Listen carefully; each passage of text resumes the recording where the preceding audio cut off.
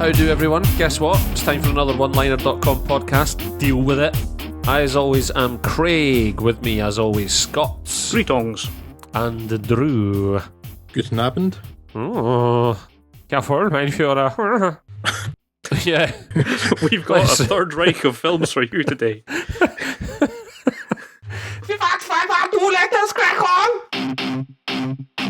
Star Trek Into Darkness is J.J. Abrams' second crack at the Trekkie whip, following on from 2009's highly successful and immensely enjoyable semi-reboot of the franchise. The crew all return as per contractual obligation, this time to defend Starfleet from the evil machinations of an evil insider, the evil-looking evil man John Harrison, embodied here by clearly evil English actor Benedict Evil Cumberbatch. Harrison's vendetta against Starfleet, the basis of which is initially shrouded in much mystery, threatens to destroy Kirk and his crew as they become entangled in a web of destruction and ever-shifting allegiances. It all sounds very exciting. Scott, is it all very exciting? It is. In a great many respects, you could sum this film up by saying it's more of Star Trek, which is probably not a bad thing. I did very much enjoy the 2009 film. I enjoyed my time watching this film immensely, but it's not quite as good as its predecessor for a few reasons. This central story has been, I think, unfairly criticised for being full of plot holes, largely by the same tedious nerds that drove the Trek franchise into the ground, so I'm not putting too much stock in their opinions. Largely by the overly obsessive Trek fans who've declared that this isn't a Star Trek film for them anyway. Yeah, it is basically a big silly space opera that is riddled with this kind of future tech magic, so the things that I've seen cited as seems rather petty as plot holes, given the one giant plot hole of the film existing in the first place. Seems a bit petty, but I can kind of see in a grander sense their point, in as much as it's not Star Trek as you classically know Star Trek. No, it's not concerned with deep philosophical issues so much as it is shit blowing up. Yes, it's a script that is putting opportunities for emotion and action above things like making sense. And for the most part, I'm on board with that. But it does feel that this is a bit more compromised than its predecessor in that regard, I guess. It certainly has its strong points, the strongest probably being the relationship between Kirk and Spock. Chris Pine and Zachary Quinto picking up their bond quite well from the first film. It's still strong, it's well realised, and Benedict Cumberbatch is an excellent third axis for that dynamic. And so that little group works really well, and anytime they're on screen, this film really comes alive. When they're not, well, the rest of the cast really doesn't fare quite so well. In fact, I would probably rather have had this film had the rest of the cast just written out, rather than need to shoehorn them into their one scene each, regardless of how little sense it makes to have them in that scene. I mean, oh no, we need to disarm a bomb. Quick, fetch Dr. Bones McCoy, that'll work. Not at all, because otherwise he would have had one line in the entire film. Yeah, it's criminal, man. Everyone's got scenes like this. You know, Sulu's got his little one scene, one line, and Uhuru gets the whole one scene, couple of lines kind of thing. Chekhov gets relegated to the engine room. So if you really watched it because you enjoyed the crew's dynamic from the first film, then this sequel will probably disappoint you quite a lot, because that's basically been excised completely. That said, didn't present much of a barrier to me enjoying it. It does a pretty good job of balancing humour, drama and action, and it bombs along at a terrific pace, and generally is, for the most part, doing the same things right that the 2009 film did, just not quite as well. Certainly when I was sitting there watching it, I had a whale of a time. The more you think about it in retrospect, the kind of worse it becomes, so I've decided to combat this by simply not thinking about it anymore. That's the way to do it. On that basis, I can recommend it, but it's certainly not a kind of film you'd want to sit and discuss for hours afterwards without just ruining it completely. I felt it lost a little bit of the overall entertainment factor from the first film, but by and large, I did really, really enjoy it. But I didn't really enjoy Kirk and Spock's bromance at all in this one. I felt actually quite the opposite to you, and I didn't think it was all that effective this time round. I thought, were it not for Cumberbatch's involvement, I felt he took up a lot of the slack in that respect, and I was more interested in Kirk and Harrison. Yeah, I was more entertained by their dynamic, and by the time that sort of pivotal emotional scene between Kirk and Spock came round, I was more, well, the rest of the audience were with me. They actually had quite a laugh about it, and not in a good way. So I don't know about that. I don't know if it's just me, but was this film 20 minutes too long? I felt the pace in the first half really needed a shot in the arm. I think once it got going, I would agree with you that it fairly licked along. Like, you could have lost 20 minutes from the first couple of reels and have been none the worse off for it. What I will say is that J.J. Abrams, of whom I am no great fan, I certainly don't think he's the second coming of Spielberg like a lot of people seem to have him chalked up as. I've yet to see him come up with any sort of solid original material. I think nobody thinks he's the second coming of Spielberg more than himself, really. Yes. Yeah. What I will say for him is that throughout these films, he has upped the ante for deaths as a result of sudden catastrophic decompression of a starship. And the That's first a very one, specific yes, Sort of people sort of screaming for their lives as they threaten to be sucked out, and are then sucked out silently into, you know, the sudden silence of the cold, empty void of space to suffocate in prolonged agony. I found that quite entertaining in the first film, and in this film he ups the ante somewhat by having it happen while the ship's in warp, which I wasn't expecting.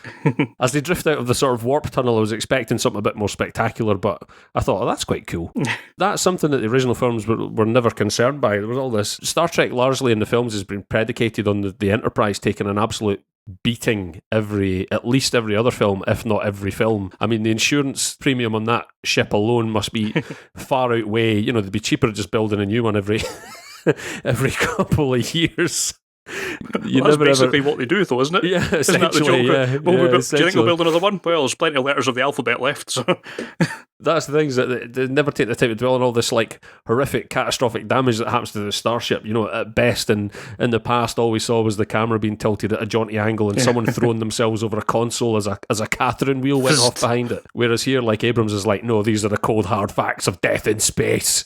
This is the havoc that is wreaked when a ship with 300 people in it gets a hole in the side. So I'll grant him that. No, I did really enjoy it. I don't want to be down on it. I don't think it offered as much value for money, or certainly value per minute, as the first film in this new reboot. But I mean, if they were to turn around tomorrow and tell me that he was going to direct a third one, I'd have no qualms about it. It was really entertaining. Reservations about that central relationship and the running time for me aside, I'm still glad I went to see it on a big screen. So yeah. I think the only thing I could really get behind cutting out was the rather kind of pointless in the end subplot of Kirk having the ship taken from him, only to pretty much immediately have it being given back to him by Admiral Robocop. I think there should be a 2-film arc in there, and it happened in about 4 minutes. Yeah, I'd be alarmed if any sort of vessel or business, any sort of entity of which someone is placed in charge of, if that number of people were allowed to sit in the captain's seat with that kind of alarming frequency, I'd be entirely worried about the way this company was being run, let alone whether it's some sort of intergalactic peacekeeping organisation. I think it might be Yahoo or something. Yeah, exactly. Oh, I'm going to the bathroom. Toilet cleaner guy, you've got the captain's chair. I know what it is. Every 5 minutes, everyone gets a shot in the captain's chair in this film, just about, which kind of annoyed me. But yeah, not to detract from it, it's good entertainment. And like, I totally get that those diehard Trek fans are hacked off, and I know there's this cry of, when are we going to get a proper Trek film for us? And you know what? Realistic answer is that while they're chucking $100 million plus budget of each of these, the answer is never, because you're not a big enough audience anymore to make that kind of money back.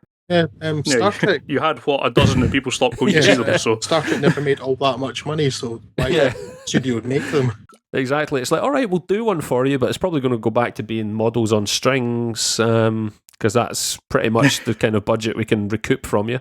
So yeah, the fact is, look, it's not your baby anymore. Just, you're going to have to let go. Drew, did you have anything to throw into that? Not a great deal, no. You've both mostly said it. I enjoyed it immensely. I say it's probably a slightly below the level of the first film, but it's a hoot. I really enjoyed almost all of it. I did actually think it ran slightly too long, but not in the same place as you did, Craig. I felt actually at the end it dragged a little, because, well, it ends twice, really. Yeah, that's a valid comment. But it's a fairly minor complaint. I really enjoyed Cumberbatch. I thought the relationship between Kirk and Spock was really quite entertaining. Take your point, certainly, about the unnecessary scenes for the characters, just so that the characters would be in there. Yeah, it's a criminal waste, I thought, of like McCoy, especially because in the first film he was.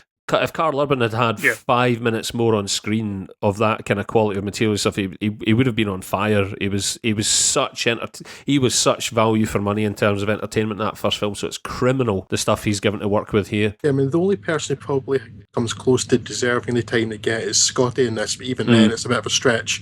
Yeah. Everybody else, they're there just to, well, in Hoover's case, to look annoyed mostly, because they're struggling to find anything legitimate to do with them, as you said. Yeah.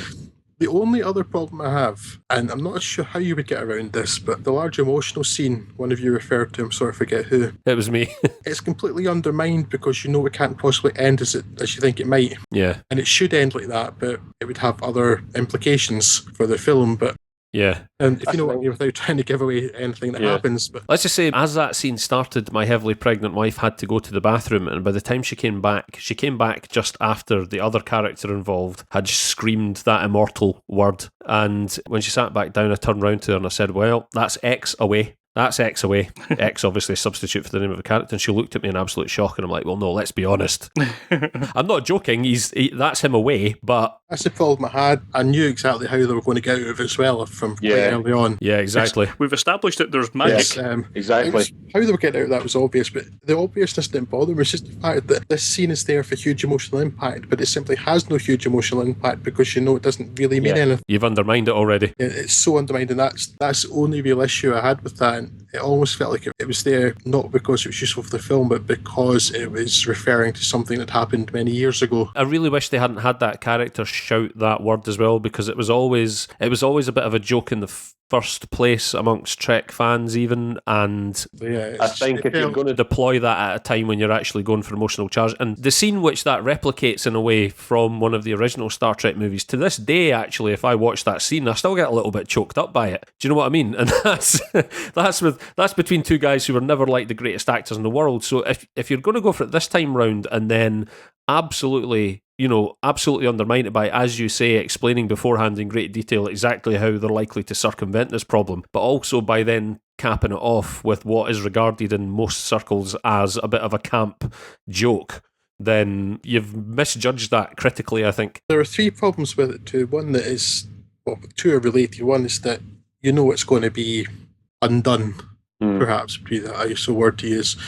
Secondly, when it happens the first time, you didn't know that. Yeah. It had more impact then. Yeah. And third one is that it's really inside baseball.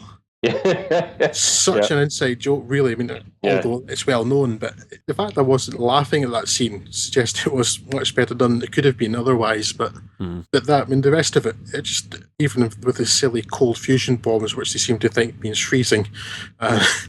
Yeah. Apparently no one's told them the opposite. Silly things that happen, as Scott was mentioning. I mean, you can largely gloss over them because it doesn't matter in the grand scheme of things, and the huge things you're expected to buy into of existing at all. It's just a very entertaining film, perhaps not quite to the level of the 2009 Star Trek, but it's not far behind. And don't give it too much thought, would probably be a sensible idea, but just sit back and enjoy it. It's a big popcorn blockbuster that's considerably better than most. Yes. Scott, Robot and Frank. Frank, played confusingly by Frank Langella, won't admit it, but he's reaching the stage in his life where it might not be advisable for him to be living on his own. Something his son Hunter, played by James Marsden, points out on his weekly visits. His house is a mess, he's frequently forgetful, he kind of loses track of time, and other such kind of traits of mental decline. Hunter's worried, but as Frank refuses to go into a care home, he comes up with an alternative. As this is set in the not too far future, it's possible to buy a robot programmed to provide personal care. This particular robot being voiced by Peter Sarsgaard. He can cook healthy meals, clean up after Frank, and nag at him to start a project to occupy his mind. Now, Frank's not too interested in the garden that Robot has started building, but the valuable jewels that this annoying punk who's purchasing his beloved library and turning it into some stupid virtual book hangout affair has been showing off do pique his interest. So there's something about a driving MacGuffin in the narrative of Frank, who it transpires is an ex-cat burglar as they kind of stake out and plan a heist. But really, the main reason for liking this film comes from the developing relationship between Frank and Robot, as it goes from outright hostility to co-conspirator, and also Frank's relationship with the librarian Jennifer, played by Susan Sarandon. All the while this reveals little bits of Frank's previous life and personality, which is something of a joy to watch. Now, there's been the occasional film released over the past few years about Alzheimer's and memory loss amongst the elderly, and in general they've been a pretty tedious lot. Worthy, I guess, but no fun at all to watch. Not worth remembering. Turns out, wah. You should be ashamed of yourself. Go stand in the corner. I should actually. Turns out all that they really needed to make themselves enjoyable was to feature an old person training a robot to steal things. It's so obvious it's in hard to retrospect. believe they missed that before now, isn't it? That's it. The new Apple eye thief. So this film has a terrific central performance from Frank Langella. It's completely captivating, and Peter Sarsgaard had quite adroitly walks a very fine line between injecting enough character in his voice to have a believable chemistry with Langella, while at the same time being restrained enough so you can still mostly buy that it's coming from a robot. Now, it's not the most strongly plotted piece of filmmaking you'll see, but it does have really great performances, believable, charming characters, and a likeable script, with moments of really great dry humour. I heartily enjoyed the film, and it's remarkably accomplished for a first-time director. So, Jake Schreier, I have my eye on you. In a good way. I'm not hiding in the bushes or anything. I'm not a murderer. You can't prove anything.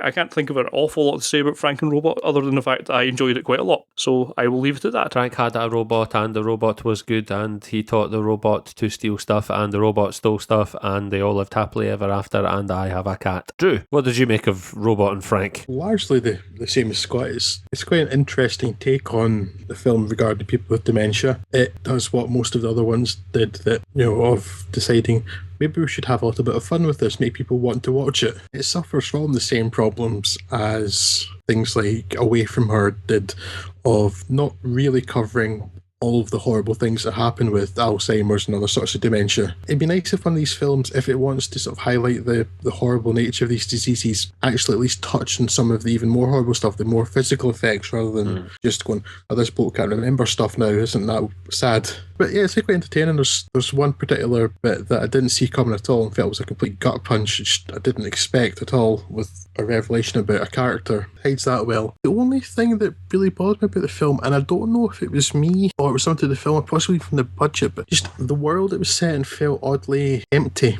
I'm not even sure that's something that's wrong with it. It bothered me at the time. The world felt sort of quiet and empty, but that may have been my mood. But other than that, it was inventive, it was entertaining. Frank Langella, as you'd expect, is excellent. Peter Sarsgaard gives what's basically a blank plastic face personality, which is impressive, even if I kept thinking for the whole film he sounded like Kevin Spacey being Gertie in Moon. I was going to say something even Joan Rivers can't manage. No. It's quite inventive and fun. Worth a watch. There we go.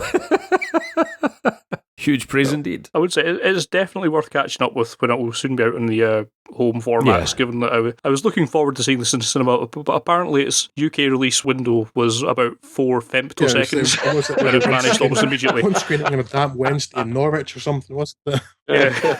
It's one of those films. There's been a couple of that this year. It's like, I quite fancy seeing that and look at the list. Is that gone already? Yeah, more than ever. Even though we haven't had like a huge summer blockbuster season so far or anything, a lot of stuff seems to have been sidelined, which is quite annoying. But at least up until Iron Man, there was nothing really big, and then stuff was disappearing after a week, sometimes less. It seemed. What's that all about? So do you know whose fault it was? Space Goblins. No, Les Miserables, wasn't it? Because I don't think anyone was expecting that to do quite the business it did. It was hogging quite a few screens for a while, so dearie me. And he only stole a loaf of bread. I was going to say, I really wanted, but I'm reining myself in. I really only mentioned Les Mis as an excuse to sing I only stole a loaf of bread, but I won't. Behind the Candelabra then, Drew, I believe you had something you wanted to say about that. Yes, I do. I have to say it now. Indeed. She's been clear about these things. You may have heard the name, but not really know much about him. Certainly that was the case for me. But the great showman known as Liberace used to be, frankly, legendary as a showman and piano player.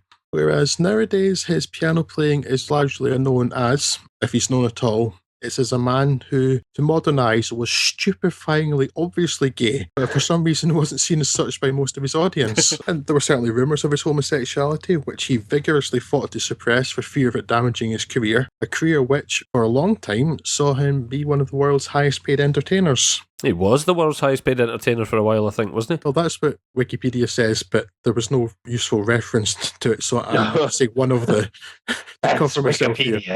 Now, I knew almost nothing about Liberace. I mean, to be honest, almost my entire knowledge of him comes from references to 2 other films. Austin Powers. Austin Powers, one of them, yes. Ed Murrow's interview in Good Night and Good Luck. And Austin Powers' exhortation that, I can't believe Liberace was gay. I mean, women loved him. I didn't see that one coming.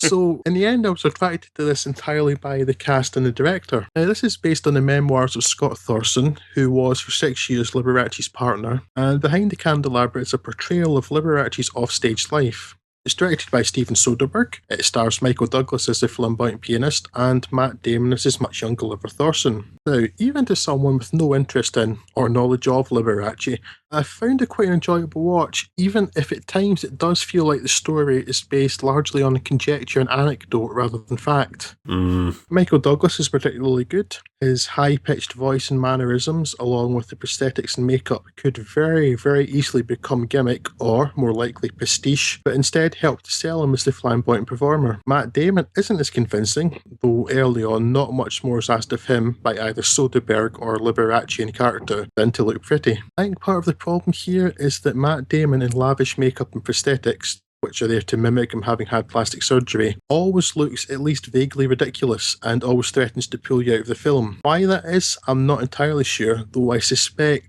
Matt Damon's physical bulk make everything done to him look that much sillier. Yeah. The biggest problem is that neither of the characters are explored deeply enough. Liberace fares best. He is obsessive, controlling, insecure, and very, very vain, and his personality motivation's the most filled out. But on the other hand, Thorson is paper thin, and while his initial attraction to the showman's glamour and wealth is easily understood, his life as portrayed here seems like it would be tremendously empty and unfulfilling, and it's left largely untouched. It's not perfect, and could certainly have done with the Imagine song and dance number being left out, but that's not nearly as objectionable as it might sound. But Behind the Candelabra's an interesting drama and worth a watch. As a quick afterthought though, Craig, before you let us know your thoughts, while at times Matt Damon felt wrong or out of place, it never felt that that was intentional. But the character played by Rob Lowe,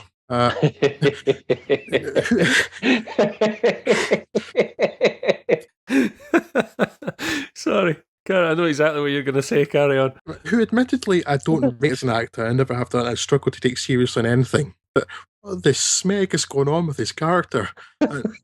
We can't possibly be expected to take that seriously, can we? It seems like a surreal comedy insertion, doesn't it? A pill-addicted plastic surgeon who's had so much work done on himself that he can't move his eyelids or apparently see anything and has to press his nose up against a patient in the middle of an operating theatre to perform surgery. That's an odd one. It just sort of breaks down any scene with Rob Lowe in it at all. It's like, oh, we're playing some sort of crazy pantomime now, is it? It's those moments where someone says something and he maybe agrees with them, and all he can do is turn his head sort of ever so slowly. Like, you remember in Beetlejuice, the shrunken head guy who was sat next to him in the waiting room? Yeah. Would like really slowly and awkwardly start to turn his head around. It's like that, and then he'll just sort of like ever so vaguely nod his head up and down a little bit like a Terrahawks puppet. While looking like he's squinting the entire time. It's either just absurd or comedy genius. I'm not sure, but It Obviously, doesn't sit with the rest though, does it? no, I feel like if anything, they should have camped it up a little bit and like amped up the camp on the rest a little bit. I know not like you. I knew nothing about Liberace going into the film other than, oddly enough, the two references you gave from the exact two same films. So the impression given by the trailers, like initially what attracted me to this was how camp the trailer was. I thought this is going to be unbelievable. Your man Michael Douglas just looked to be reveling in the campness of it, and when it actually comes down to it, it's played largely straight, and if anything, the levels of camp are turned down from what you would expect. But I totally agree with you what you're saying about the relationship between the two of them. I think if anything, probably occupies too much screen time, because like you say, it's kind of lip service is paid to the deeper aspects of the relationship and the trials and tribulations of it, which, in fairness to the script, or certainly the source material, which I believe was Thorson's own memoirs, Thorson is at least honest himself about the extent of his drug addiction and whatnot as a result of the drugs he was being prescribed from his plastic surgery, which is all good of him. But I don't feel like in the end there was that much insight into the relationship. And precisely as you say, there was no bookending to the character of Thorson. We're given this brief introduction to him, and then for the remainder of the film, as good as Damon's performance was, I felt, Well, as good as he was allowed to be with so little to work with, I think, was the problem. yeah, exactly. Like there's no context to his character, and the film focuses for almost 2 hours exclusively on their relationship, one of the facets of which, and one of the things that annoyed Thorson so much, was that they didn't socialise all that much. It was a very insular life that the pair of them led for the time they were together, and so without any experience of Thorson's life really outside of that, and there was material there. I mean, his I want to say his relationship with was it his father and his stepmother, or was he adopted? I can't remember. I think they're Both foster parents. Foster parents, his relationship with his foster parents and their situation was potentially really intriguing, and such scant regard is paid to it, it's almost criminal. And so without any measure of how this is really affecting his character, because we've got no real foreknowledge of the kind of man he was before, it's kind of difficult over the course of those 2 hours to invest that much emotion in it. It does definitely ride the coattails of its two main performances, and likewise the surrounding players who you've got some great characters. I mean, I think Rob Lowe's he's probably a better actor than you give him credit for, but I know why you're saying that. He's not often given the opportunity to get his teeth into like really satisfying roles. But you've also got Scott Bakula and Dan Aykroyd there. Scott Bakula does look ridiculous in this film. He looks amazing, and Dan Aykroyd there, who always feels like he's on the cusp of being a comedic character, but never actually fulfills that. Every time, every movement, every gesture he makes looks like it's about to be the punchline to something, and the punchline never manifests. And you've got these really capable actors around them, and almost nothing is cultivated in those characters. So it definitely rides the coattails of those two central performances. And if it hadn't been for the strength of those performances, I mean, Douglas in particular, I think it would have been a whole different affair. I did feel like it was beginning to drag a little bit towards the end, but it just about succeeds in the measure of those two performances. So not a showstopper, and not even as destined to become a sort of camp classic as you'd expect with the publicity leading up to the film. I mean, I feel it was actually quite reserved in the portrayal of the majority of the relationship, and actually there was no great spark or certainly as much tension as you might have expected. But yeah, still a good film. I don't think it's Soderbergh's tightest directorial effort. I feel like this is probably the right time for him to take a break, because I feel like I can almost sense the exhaustion in him. I feel like with this, it's almost like he's run out of ideas. If he couldn't squeeze more drama out of, and it's such an incredible circumstance as the relationship these two people of all people had, then I think it's probably take a break, man, and then come back all guns blazing 10 years from now. What's quite odd about this too is it comes out in cinemas here on the 7th of June, and it's worth a watch, certainly. I mean, for the Michael Douglas's performance, if nothing else. It wasn't worth us having flown out to the States just to see it. But yeah, it's worth catching up with in cinemas when it comes out here. But it was made for and shown on HBO in the States, and it feels more at home on television, I feel. Definitely. But still, if you can catch it in the cinema, do so. Yeah, it won't benefit from the big screen. But as far as Michael Douglas goes too, with all the prosthetics and the makeup and the mannerisms and the sort of high-pitched voice and the almost stereotypical camp way of speaking as you might see in so many things that were making fun of such a thing, it could have been worse. Just for instance, I went to look up Liberace on Wikipedia after watching the film, and the picture they've got of the man is a blue rinse. Yep. Like Phyllis from Coronation Street. But they didn't have that in the film. It could genuinely have been worse. That's ridiculous. I feel like as well we live in a time where it shouldn't be necessary to say, it was brave of those guys to take on that role, because any two actors should be able to portray any characters of any orientation, and the fact that we see aspects of like the physical relationship between them shouldn't be a matter of course. But in a sense, I think actually for guys like Michael Douglas, and to a lesser extent Matt Damon, but who have predominantly built their careers on, who are obviously very talented actors, but who have also sort of built careers, at least 50% of which are grounded in sort of more masculine and macho roles.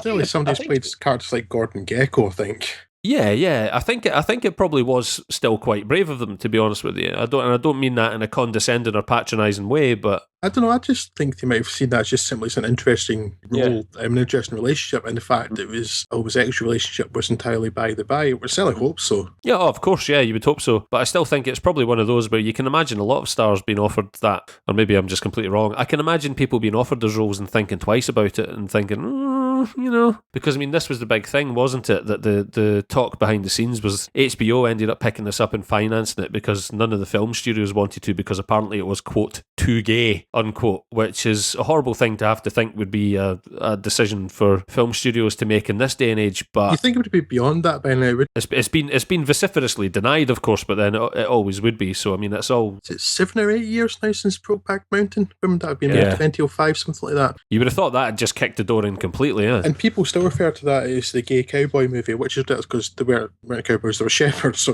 the Apollos were just on the grounds of getting stuff right. But the fact that film was gay, beyond how it affected people around them, largely not the point. It was simply a love story. The fact that it was two men, not a man and a woman, shouldn't have been in any way remarkable. And like 8 years later, still. Yeah. Still, the story is that they struggle to finance this thing. Yeah. You think, oh, come on, it's a biopic of any number of biopics of less interesting historical characters and characters in entertainment have been bankrolled quite readily. And you'd think, if anything, there'd be more of an audience for this because he was such an entertainer and such a well-known character, and there was so much drama to his story that you'd think that would override the studio's concern over petty issues like the fact that he happened to be gay. What should be the interesting fact is that he was forced to hide his sexuality, not that he was gay. The fact he was forced to hide it, that should be the story, but the fact that he lived in a society that wouldn't allow him to be as successful as he was simply because he liked men, not women. Where the more powerful film here lies, but unfortunately it's not the film that Michael Lagrivenese or Lagrivenese, I'd never know how to pronounce the dude's, Richard Lagrivenese's script, unfortunately chooses not to make that the story, and I think you're right, that would have been the far more interesting, and potentially that story coupled with those performances and perhaps with more time given Thorson a little bit of context, a little bit more character, and allowing those supporting actors to support through their acting a little bit more. Yes. This could have been like a 5-star biopic, no doubt about it. But yeah, as it is, it's like it's a nice diverting sort of 2 hours.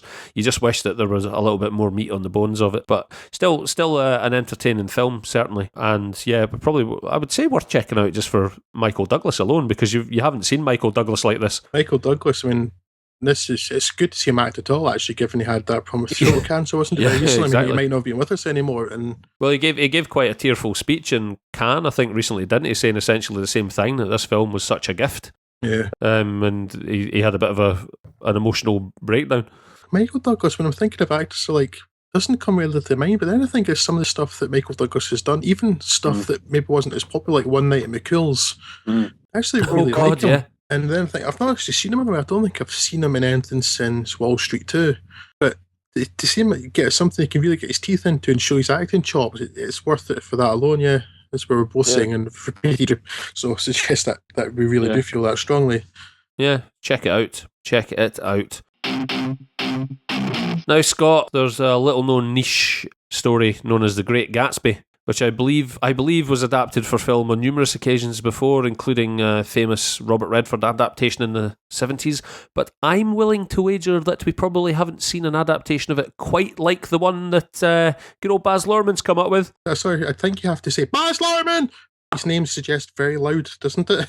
It suggests loud, but I think it also suggests that would be Baz Luhrmann. A level of glitter that would perhaps suggest we should say it, Baz Luhrmann! They possibly fire party poppers and throw tinsel over people at the same time. I generally considered Baz Luhrmann to be a name to run away from screaming.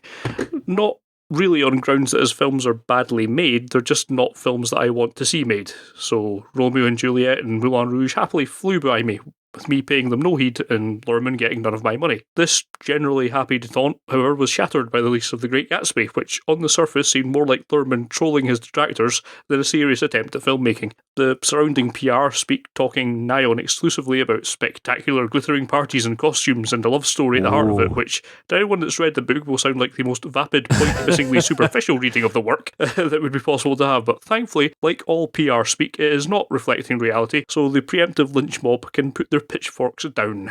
Now, to be fair, they'd be forgiven for picking them back up again after the first 45 minutes of the film, but after that it does kind of settle down to something that's far truer to the spirit of the novel than you might expect, mainly because the first 45 minutes are a shock and awe campaign of mental anachronisms. But perhaps I'm getting ahead of myself. The story, for the uninitiated, concerns Nick Carraway, played by Tobey Maguire, a writer turned Wall Street broker, moving to New York's fictional West Egg, renting a modest house in the shadow of a massive mansion that wouldn't look out of place on a Castle Rock. While back in the city, he reacquaints himself with his cousin Daisy, played by Carey Mulligan, who is married to Nick's old college chum Tom Buchanan, played by Joel Edgerton. He is a man with more money than he knows what to do with, largely garnered from his family's inheritance rather than the sweat of his brow. They reside in a similarly massive mansion in the similarly fictional East Egg, the poshest of all the eggs, directly across the Long Island Sound from Nick's neighbour's stupefying abode. This abode, it turns out, is home to Jay Gatsby, played here by Leonardo DiCaprio. While the man himself is rarely seen at his home, it is frequently bedecked with the most lavish of parties, where all of New York's swinging, roaring young things appear to make merry in a borderline revolting display of opulence and extravagance. Nick possesses something of a rarity, an invitation to one of these parties from Gatsby, rather than everyone else's self-invitations. Gatsby takes an interest in Nick as a friend, for sure, but with the soon-explained ulterior motive of obtaining a meeting with Daisy, who it turns out is an old lover. From here, if you've not read the book, you could probably see where this is going, but what's made Fitzgerald's book so enduring is not that it's about love, but that it's about obsession with women, with status, with money, with class, and how it drives and influences the characters. And this is a character piece at the end of the day, with some fairly complex characters, with reasonably interesting backstories that get teased out over the course of the book, and that's still very much the meat and potatoes of the film, helped by DiCaprio's strong performance, although you will rapidly tire of him calling people sport.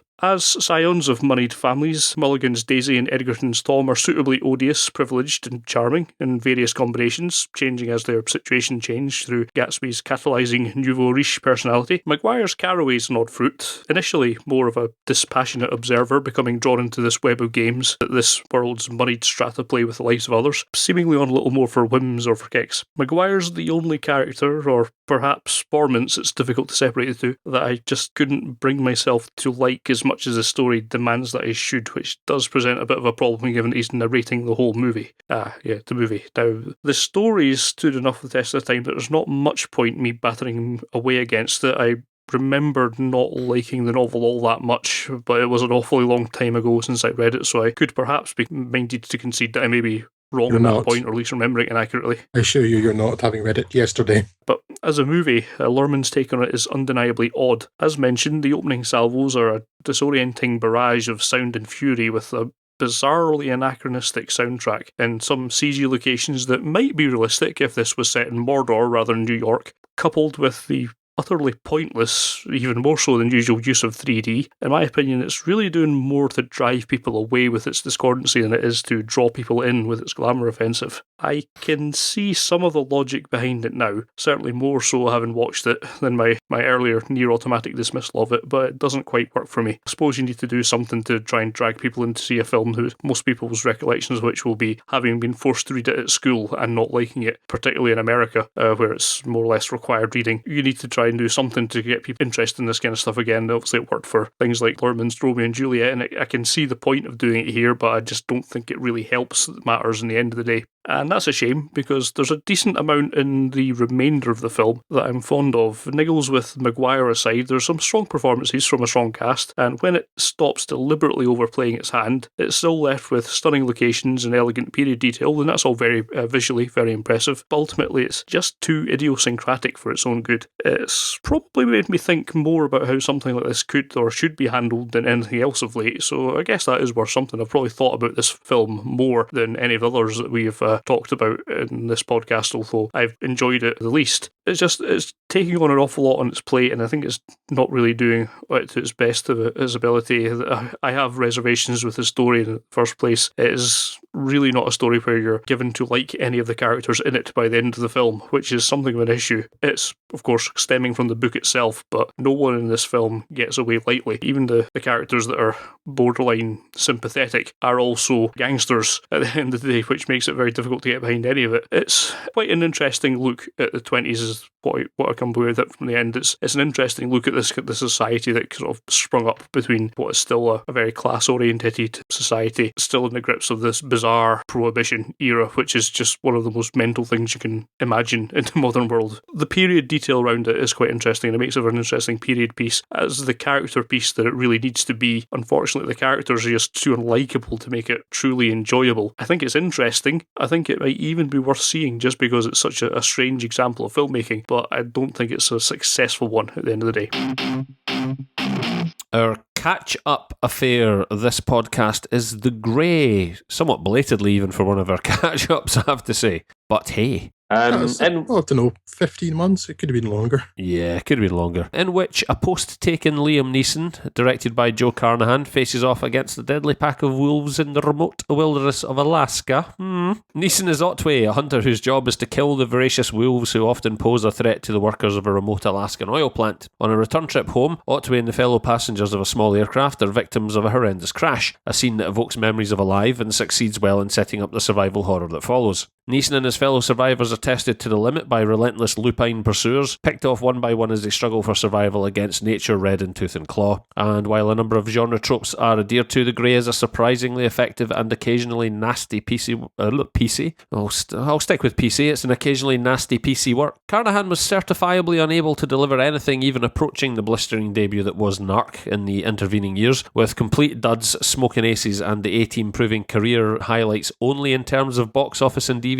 sales. While The Grey, I'm going to stick with it. While The Grey is by no means a masterpiece, it is an entertaining thriller that relies more on simple technique and storytelling than it does orchestrated shocks, and crucially, the outcome of Neeson's trip into the wild never ever feels like a given for the audience. Now, I watched The Grey some time ago, and I only rewatched the first sort of 45 minutes in preparation for this podcast because I didn't have time to watch the whole shebang, what with all this moving house nonsense that's going on. But it did kind of reinforce for me actually what a sort of an efficient little setup it is, and certainly how sort of back to basics The Grey took Carnahan after the overblown sort of cartoon tomfoolery of Smoking Aces and the A-Team. I do recall rather quite enjoying it. Are there any dissenting voices here, or are we agreed that it's an effective little thriller? I would say it's fairly effective. And I had a couple of problems, but it took me a while to get into it. It's amazing. I mean, certainly it's an efficient setup. You know, you see Liam Neeson saying, I kill wolves. You learn that on the plane crashes, suddenly wolves. And that's pretty efficiently done. And then it sets up the dynamics of the group quite quickly. Liam Neeson's Otway, because he's employed to shoot wolves, becomes the de facto leader. That's something that doesn't sit well with some of the survivors, but is accepted by the rest because, you know, A, he knows about wolves, and B, is Liam Neeson. And would you argue with Liam Neeson? No, thought not. Not with his specific set of skills. He's a nightmare for people like me. It makes sense that they don't sit chewing over their predicament all that long. It's like, yep, we've got sawed-off fuel, we've got sawed-off food, we're really high in amounts, we've got no oxygen, let's try and go somewhere else. As I said, it took me a while to warm to it, and for a number of reasons. Firstly, the creature and sound design. Many of the close-up wolf shots were clearly animatronics, which took me out of the film somewhat. I'm not going to complain too much about it. It's a necessity, and even very expensive CGI animals in films with 3 or 4 times the Grey's $25 million budget often don't look any more realistic. What I will complain about, though, this was a barrier to me getting into it, was the sound design, particularly the wolves' growls. Rather than sound like the wilder ancestors of dogs that they are, the Grey's antagonists sound like lions with the V8 engines, making it seem as if the survivor's biggest danger was being run over rather than bitten. The other issue, always a danger in any film with a group where internal tensions play a significant part, is that for quite a while I just didn't want any of the humans to survive at all. You know, I was just eagerly anticipating the wolves chewing their face off. I mean, as the film continues, though, the characters become a little more fleshed out, and while they're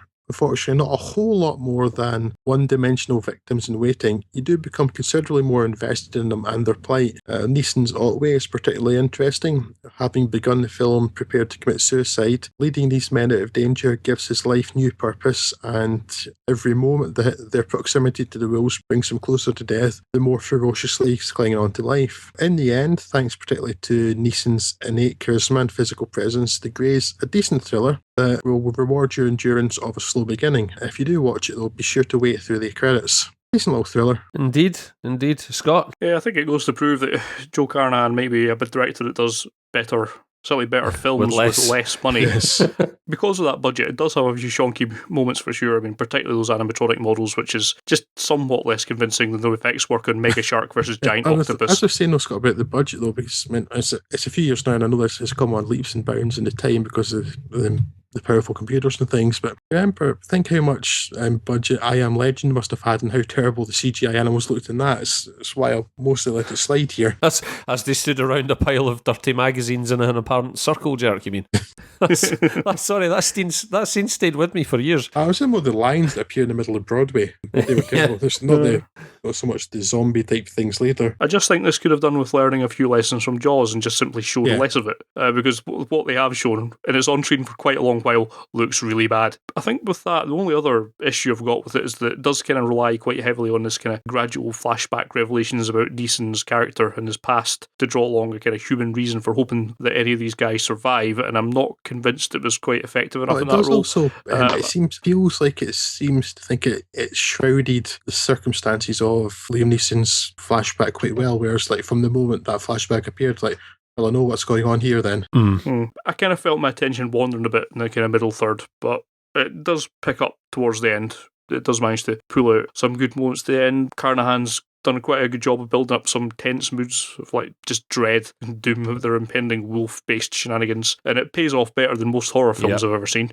not much of a that challenge, works quite but yes, it's considerably better, isn't it? A wet paper towel traditionally pays off better than most modern horror films. What I found interesting was it managed to create this, despite obviously being set in the great open outdoors wilds, it still manages to create an oddly claustrophobic atmosphere as they're kind of huddling around a campfire. I was going to say that's mostly done with lighting, isn't it? Which is quite effective. Yeah, yeah. So there's a lot of kind of technique in there that's really quite admirable, and I feel like that does elevate it quite a lot. Yeah, largely agreed. On balance, it's not an earth-shattering thriller, but it's certainly well above average and worth looking out for when it appears on the movie channels. And it's as good an indication I've had of late that Joe Carnahan's hopes for his career should not be entirely abandoned just yet. There's one little scene in it I thought was particularly effective, and it's like immediately after the plane crash, and it's where it sort of speaks volumes about his character, the way that the scene's handled, where one of the guys who's been injured in the plane crash says something along the lines of, "Oh, my God, what's happening? What's happening?" And Liam Neeson's response as he's holding this guy's hand is to say, "You're going to die. You're going to die in a minute." And I won't ruin the rest of the scene, but the way it plays out is at first that seems quite cold, but actually the way that Neeson's character deals with it says quite a lot about that character and is conveyed quite effectively in just a few beats. And that I thought that was a really nice scene. I really wasn't expecting something like that. And there's a couple of little moments here and there like that elevate it above the norm. Like you say, it's not a film that'll set the world alight, but it's one of those that's worth picking up for a couple of quid if you see it, or certainly if it pops up in the TV schedule, you should watch it. And definite proof positive that Joe Carnahan's deftness behind the camera is inversely proportionate to the budget that he's given. Yes, I wonder whether maybe the pressure of having such a big budget means he bottles it, or he doesn't quite know what to do with such resources. He wouldn't be the first director that's happened to. I don't even think it's bottles it. I mean, if you look at the sort of ridiculous kind of action that's happening in the A-Team, I don't think that's the hallmark of someone who's bottled it. I think that's someone who's just a kid who's been let loose in a candy store and just hasn't really got the sense to know how to rein himself in. Although, I mean, let's be honest, in terms of the A-Team, that's as much down to, and Smoking Aces, actually, that's as much down to the sort of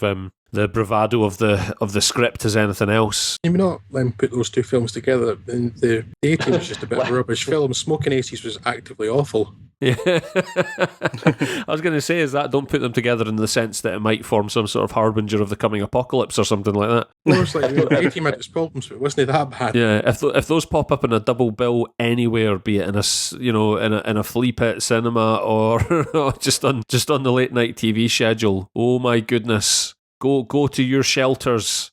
Yeah, so interesting little film and certainly worth checking out. Well, I think that just about wraps it up, does it not, gentlemen? It sure does. It's been a pleasure as always. Remember, if you can take 13 seconds out of your life to go and drop us a like. Scientifically measured. Yep, drop us a little rating in iTunes. It would help us immensely. If you want to write a little review there, then bless your little cotton socks. You can follow us on Twitter at The One Liner. You can email us if that's your bag at podcast@theoneliner.com. And I don't know, if you were adept enough at rearing carrier pigeons, you could probably get a message to us that way if you wanted. I don't know. I might not recognise it as being a carrier pigeon if it turns up on my windowsill, so I won't actually guarantee your mail will get to us that way, but I'd be interested to see someone try, certainly. Until next time, I have been Craig, Scott was Scott. Goodbye. And Drew was Drew. Auf Wiedersehen. Take it easy, we'll speak to you again soon.